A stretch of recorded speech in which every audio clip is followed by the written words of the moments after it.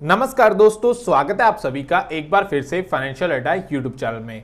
दोस्तों काफी आईपीओस के बाद अब आईपीओ सीजन हमें लग रहा है दोबारा वापस आ रहा है। बहुत ही जल्द मार्केट में एक नया आईपीओ आ रहा है जिसका नाम है कैंपस एक्टिववेयर आईपीओ। यानी वो कंपनी जो शूज मैन्युफैक्चर करती है, जो फुटवेयर मैन्युफैक्चर करती है, वो अपना आईपीओ लेके मार्केट में आ रही है। आज की इस वीडियो देखने के बाद आप इजीली डिसाइड कर पाओगे क्या आपको इस आईपीओ में अप्लाई करना है या आपको ये अवॉइड करना है। तो आज की वीडियो आपने एंड तक जरूर देखनी है और अगर आप चैनल पर पहली बार विजिट कर रहे हो तो चैनल को सब्सक्राइब करो, इस रेड बटन को क्लिक करो और साथ में दिए गए बेल आइकन को भी जरूर दबाओ ताकि आने वाली जितनी भी वीडियोस हैं उन सभी की नोटिफिकेशन मिल पाए। तो चलिए दोस्तों आज की रिव्यू वीडियो शुरू करते हैं।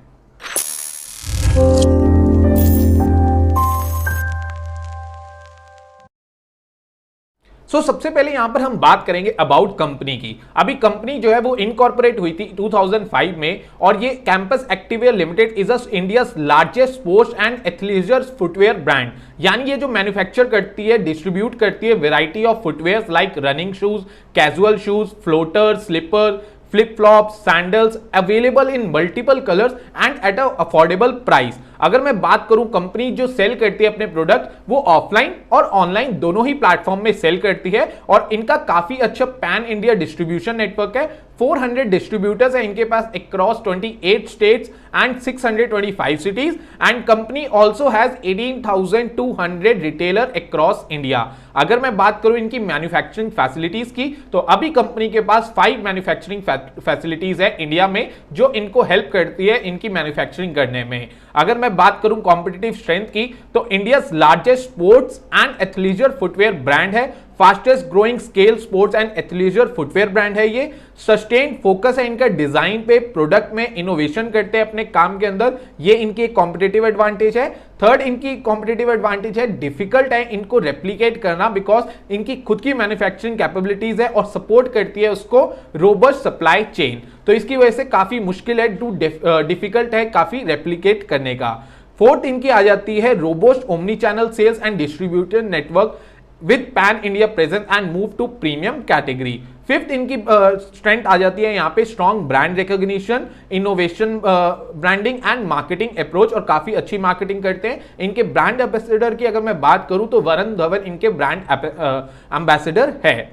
अगर मैं बात करूं लास्ट कॉम्पिटिटिव स्ट्रेंथ की तो काफी अच्छी मैनेजमेंट है, काफी अच्छी मैनेजमेंट यहाँ पे जो है वो एक्सपीरियंस्ड है, ये इनकी कॉम्पिटिटिव स्ट्रेंथ है। और अगर मैं बात करूं कंपनी के प्रमोटर्स की तो हरि किशन अग्रवाल और Nikhil Agarwal are the company promoters. अब हम बात करेंगे कंपनी के फाइनेंशियल डेटा के बारे में। देखिए फाइनेंशियल डेटा किसी भी कंपनी को एनालाइज करने के लिए बहुत जरूरी है क्योंकि फाइनेंशियल डेटा ही हमें बताएंगे क्या कंपनी प्रॉफिटेबल है या नहीं। अगर कंपनी प्रॉफिटेबल नहीं है तो कंपनी को कितना घाटा हुआ और अगर कंपनी प्रॉफिटेबल है तो कंपनी को कितना प्रॉफिट हुआ। तो सबसे पहले यहां पर हम फाइनेंशियल पे बात करेंगे रेवेन्यू फ्रॉम ऑपरेशंस की। तो देखिए 2019 में इनका रेवेन्यू था 594 करोड़ के आसपास जो कि इंक्रीज हुआ 732 करोड़ 2020 में। उसके बाद ये इंक्रीज होके हो गया डिक्रीज हुआ हल्का सा और यहां पे आया 2021 के अंदर इनका रेवेन्यू 711 करोड़ के आसपास। और अगर मैं बात करूं एज ऑफ दिसंबर 31 2021 की तो इनका रेवेन्यू फ्रॉम ऑपरेशन है 841 करोड़।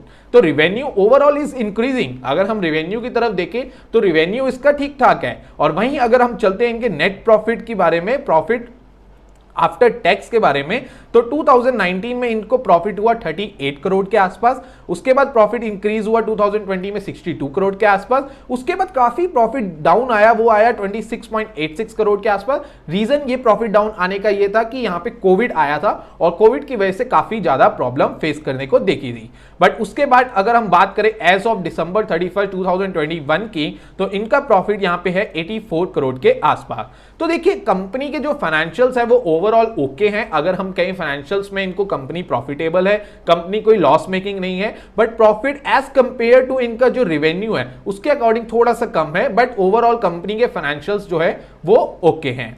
अब हम बात करेंगे कंपनी के ऑब्जेक्टिव के बारे में कि कंपनी आईपीओ क्यों लेके आ रही है। तो कंपनी का जो ऑब्जेक्टिव है वो सिंपल ऑब्जेक्टिव है, टू ऑफर फॉर सेल, यानी वो अपने शेयर्स को सेल करने आ रही है। यहां पे कोई भी फ्रेश इशू नहीं है, ये full purely offer for sale IPO है। मैं आपको एक मीनिंग समझा देता हूं। ऑफर फॉर सेल का मतलब होता है एग्जिस्टिंग शेयर होल्डर्स या प्रमोटर्स अपना माल बेच रहे होते हैं और वो पैसा उन्हीं को आता है, कंपनी के पास नहीं जाता। और जो हमारा फ्रेश इशू होता है उस केस में जो शेयर्स बेचे जाते हैं वो कंपनी द्वारा बेचे जाते हैं और जो पैसा होता है वो उसके कंपनी के पास आता है, प्रमोटर्स के पास नहीं आता। ये जो आईपीओ है ये फुल ओएफएस आईपीओ यानी ऑफर फॉर सेल। अब हम बात करेंगे कुछ बेसिक डिटेल्स की। आईपीओ ओपन हो रहा है 26 अप्रैल 2022 को और क्लोज होगा 28 अप्रैल 2022 को। बुक बिल्ड इशू आईपीओ है, face value 5 rupees per share है, प्राइस बैंड रखा गया है 278 टू 292 पर इक्विटी शेयर। आईपीओ के मार्केट लॉट की बात करूं तो 51 शेयर्स का मार्केट लॉट है, मिनिमम शेयर्स आपको 51 बाय करने हैं। और लिस्टिंग की बात करूं Bombay stock exchange, national stock exchange दोनों पे लिस्टिंग है। इशू साइज ऑलमोस्ट 1400 करोड़ का है और यहां पे एम्प्लॉय के लिए डिस्काउंट, अगर आप कैंपस एक्टिववेयर के एम्प्लॉय हो तो आपको यहां पे डिस्काउंट मिलेगा 27 रुपीज पर इक्विटी शेयर्स का। और क्यूआईबी के लिए यहां पे 50% ऑफ द ऑफर रखा गया है, रिटेल के लिए 35% और एचएनआई के लिए यहां पे रखा गया है 15%। अब हम बात करेंगे टेंटेटिव टाइम टेबल की, यानी कब आईपीओ ओपन और क्लोज और इसकी लिस्टिंग होगी, वो सारी चीजें हम बात करेंगे। आईपीओ ओपन हो रहा है 26 अप्रैल, क्लोजिंग 28 अप्रैल।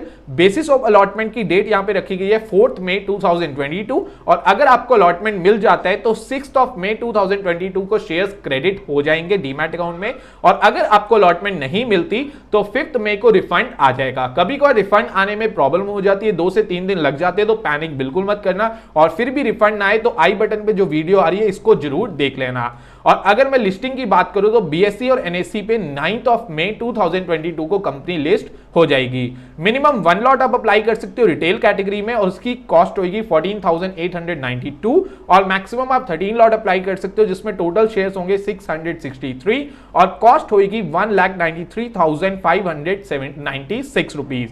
और अगर मैं बात करूं प्रमोटर्स की होल्डिंग की तो बिफोर इशू प्रमोटर्स अभी होल्ड कर रहे हैं 78.21% और आफ्टर इशू यहां पे प्रमोटर की होल्डिंग रह जाएगी 74.1%। तो अभी भी कंपनी के जो प्रमोटर्स है वो 75% ऑफ द कंपनी होल्ड करते हैं। तो यहां पे मुझे ये चीज पॉजिटिव लगी कि कंपनी के प्रमोटर्स काफी अच्छी होल्डिंग आज के टाइम भी रख रहे हैं। अब मैं आपको बताऊंगा अपना पर्सनल व्यू, क्या मैं इस आईपीओ में अप्लाई कर रहा हूं या अवॉइड कर रहा हूं। तो देखिए अभी मैं अगर इसकी बेसिक मैंने थोड़ी डिटेल्स अगर मैं इसकी करूं जो कि मैं पीयर से जब इसका कंपैरिजन करता हूं तो यहां पे इसका पी निकल के आ रहा है लगभग 300 के आसपास। और जो इसकी इंडस्ट्री है फुटवेयर इंडस्ट्री में बाटा का पी इस रेंज पे है और बाकी जो रिलैक्सो का पी है वो काफी कम है, वो 100 के आसपास है। तो अकॉर्डिंग टू पी कंपनी हमें लग रही है कि थोड़ी सी डिमांड जो है अपनी वैल्यूएशंस में ज्यादा कर रही है, यानी आईपीओ जो है वो थोड़ा सा महंगा है, ये ओवरऑल हमें यहां पे नजर आ रहा है। तो ये एक रीजन है कि मेरा कि ये आईपीओ थोड़ा सा महंगा मुझे लग रहा है। और सेकंड रीजन है कि ये पूरा का पूरा ओएफएस है।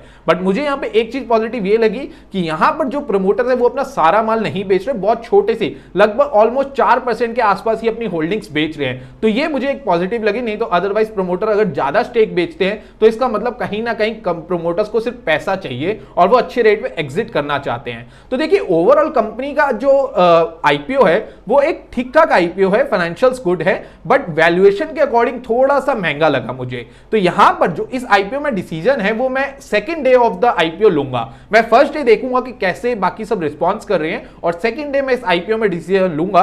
और अगर इस आईपीओ में डिसीजन लिया तो वो भी मैं इसमें ज्यादा लिस्टिंग गेन के लिए अप्लाई करूंगा, क्योंकि अभी ग्रे मार्केट प्रीमियम चल रहा है 60 रुपीज का और 60 रुपीज को अगर हम इंटू करते हैं 51 से तो ऑलमोस्ट 3000 का हमें प्रॉफिट देखने को ये आईपीओ में मिल सकता है। तो लिस्टिंग गेन के लिए मेरे लिए ये छोटा मोटा आईपीओ मैं आपको पता है लिस्टिंग गेन के लिए हमेशा लगाता हूं और 10%, 15%, 20% अगर मुझे लिस्टिंग गेन मिलता है तो वो मेरे लिए बहुत होता है। तो मेरे को वो आईपीओ बहुत पसंद आते हैं। तो इस आईपीओ में मैं सेकंड डे तक वेट करूंगा और जो भी डिसीजन होगा इस आईपीओ का, क्या मैं आईपीओ में अप्लाई कर रहा हूं या अवॉइड कर रहा हूं, मैं अपने इंस्टाग्राम चैनल financial adda.in और टेलीग्राम चैनल financial adda पे शेयर कर दूंगा आप सभी के साथ, यहां पे सेकेंड डे पे शेयर कर दूंगा। तो आप सभी को ज्वाइन करना है हमारा Instagram channel financialadda.in, link description में अवेलेबल है, और टेलीग्राम चैनल उसका भी लिंक डिस्क्रिप्शन में अवेलेबल है। अभी देखिए जाते जाते मैं आपको एक पॉइंट बता देता हूं, आईपीओ में अप्लाई करने के लिए आपको डीमैट अकाउंट मैंडेटरी है, और ज्यादा से ज्यादा आप डीमैट अकाउंट ओपन करोगे तो आपके चांसेस इंक्रीज होंगे आईपीओ मिलने के। ज्यादा से ज्यादा का मतलब है आपके फैमिली मेंबर्स के डीमैट अकाउंट ओपन होने चाहिए। तो आप फ्री डीमैट अकाउंट अपस्टॉक या एंजल वन के साथ ओपन कर सकते हो, लिंक डिस्क्रिप्शन में अवेलेबल है। और अगर आपकी कैंपस एक्टिवेयर लिमिटेड आईपीओ से रिलेटेड कोई क्वेरी हो तो आप नीचे कमेंट सेक्शन में मेरे से पूछ सकते हो, मैं आपकी क्वेरी को जल्द से जल्द सॉल्व करने की कोशिश करूंगा। ओवरऑल ठीक ठाक आईपीओ है जिसको हम एक अप्लाई कर सकते हैं, बट मैं वेट करूंगा मार्केट कैसे रिएक्ट करती है इसके बारे में, फिर मैं अपना फाइनल डिसीजन यहां पे लूंगा। बाकी मेरी जो भी डिसीजन होगा वो एक पर्सनल डिसीजन है और मेरे अपने एनालिसिस के अकॉर्डिंग है। आप अपना एनालिसिस जरूर करो और अपने फाइनेंशियल एडवाइजर से एडवाइस जरूर लो। आज की वीडियो के लिए इतना ही, मिलते हैं नेक्स्ट वीडियो में। नमस्कार।